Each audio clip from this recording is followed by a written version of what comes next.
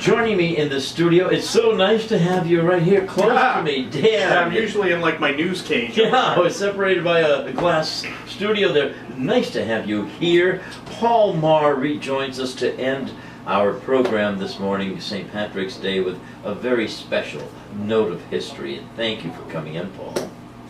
Very welcome.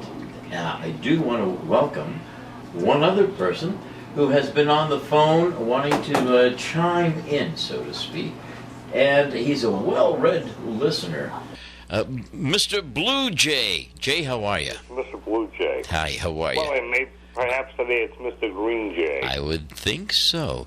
Good morning. Could be. Did you want to mention anything about Paul's? Yeah, I was listening to, talking about the Easter Rebellion. Yes. And there is an excellent movie, and I cannot for the life of me remember the name of it. And it deals with just the execution parts and how this was discussed in Parliament. And you know who was one of the most outspoken people in favor of executing the Irish rebels? Who? Winston Churchill. Yep. Oh, how interesting. Because he was the Sea Lord. I see. How interesting. And yeah. because they had been connected to the Germans by a shipment of arms, the British turned it around to seem that it wasn't just the Irish who were going to rebel. The Germans were then going to land troops in Ireland and invade England, which, of course, the Germans had no intention of doing. They were too busy in the Western Front. Interesting. Well, what do you think is the quintessential question of the entire rebellion, the Easter Rebellion, Jay? What is the number one question in your mind? I think that the number one question is, look at the reasons why the Easter Rebellion happened in the first place. If you go back into the 1850s and the Irish potato famine, that was a big cause of why these people felt the way they did. Let's take that and segue into Paul Marr. Jay, thank you always. Have a good one. It's a pleasure to have you with us. Jay is right, of course. Winston Churchill was among those most opposed to the Irish Rebellion. He was a great man, no denying that, and he was the saviour of England during the World War II. But he had a major distaste for the Irish, as a lot of English people do. As regards the possibility of the Germans landing in Ireland and opening another front there, that what really was discussed. It was outside the scope of the High Command in Germany, as you point out, because they were fully engaged on the Western Front. But they did consider it as an option to go to the aid of the Irish physically, more than just giving them arms. Ladies and gentlemen, Paul Marr is our special guest. We're joined by Dan McCready, just returned from Yes, Ireland. I did. And I think of all the Easter Rebellion participators, I think the story of Plunkett, Joseph Plunkett, what happened to him and his wedding is actually a very sad story and all that too. Indeed, he was married. They took him out of handcuffs for 8 minutes to marry his fiancée at the altar in Kilmainham jail, and then without ever getting 1 second together alone, he was re-handcuffed, brought back to his cell and prepared for execution, and his bride was escorted out of the jail.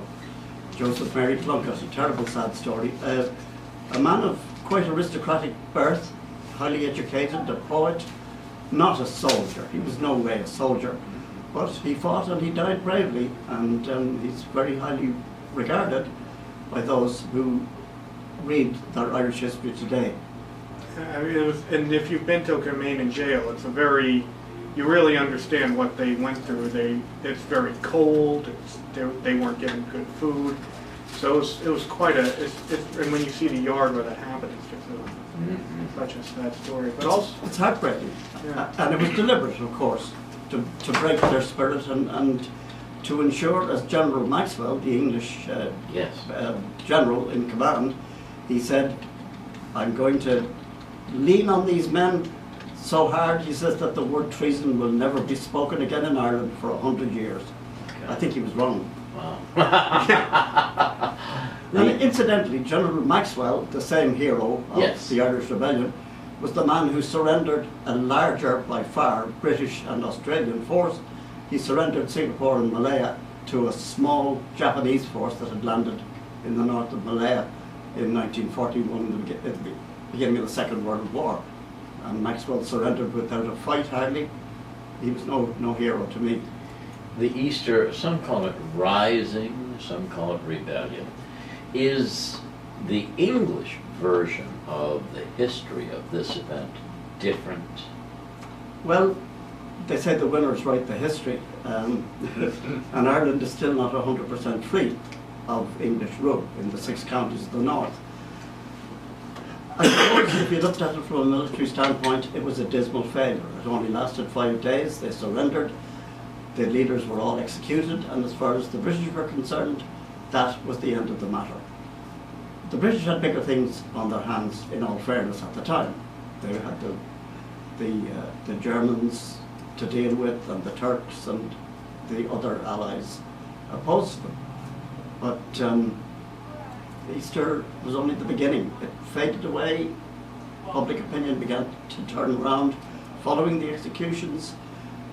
The guerrilla war followed, 1919 to 21, and it was the English who called for a truce and a treaty, and offered a compromise settlement of freeing to Commonwealth Dominion status 26 of the 32 counties of Ireland. And also, you were talking about how there were some American-born participants in it, or people with Eamon de Valera comes to mind. There were 2 notable Americans, men of American citizenship. Yes. Thomas Clark was executed. He actually was born in England. His father was a soldier in the British Army, and he was born in the Isle of Wight in New Hampshire, in England. He emigrated to America and became a citizen and joined the Fenian movement in North America. He went back to Ireland prior to the Revolution and fought as a 69-year-old frail elderly man. When the British put them on trial, de Valera said, "I'm an American citizen, you can't execute me, it'll be an international incident." And he escaped with his life. In the opinion of some, that was no great... Paul, in the name of time, we have a couple of minutes. My final question is this. Many peoples have been misunderstood. Public opinion about the Easter Rebellion, the Easter Rising, turned. There was an opinion that turned after understanding was provided, after the sunlight was given this. What are your thoughts about that? That's an excellent point, Phil.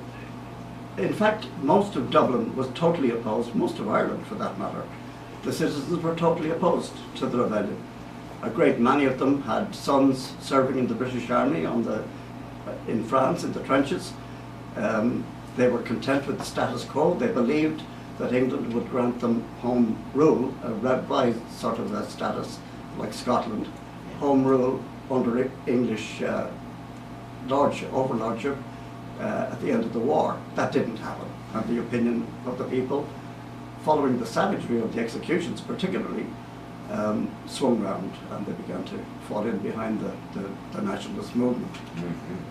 I just have one more question. I do know that Queen Elizabeth recently spoke at Dublin Castle, and she did issue an apology for some of the abuse that the English have bestowed on the Irish and the injustices that have happened. And do you think now that things have improved in terms of relationships between Ireland and the United Kingdom, or where would you say the status is right now? I would say that present-day relations between England and Ireland are as good as they've been for 1,000 years. Better than they've been at any point during that time. But Ireland still has 6 counties in the northeast of the country that are under British rule, and it will never be entirely at peace until that's resolved. Paul Marr, ladies and gentlemen, just a beautifully respected man who has captured our hearts and has enriched them also with the history of Ireland on this very special day. Our heartfelt thanks. Gutter Mahagat. Indeed so, Paul. All the blessings in the world to you and your family. Thank you, my friend. My colleague, Mr. McCready here, has exercised some of his very good Irish. I'm Thank you. really surprised and delighted. to We hear are it. impressed. Very impressed. Absolutely. Thank you, ladies and gentlemen, for joining us.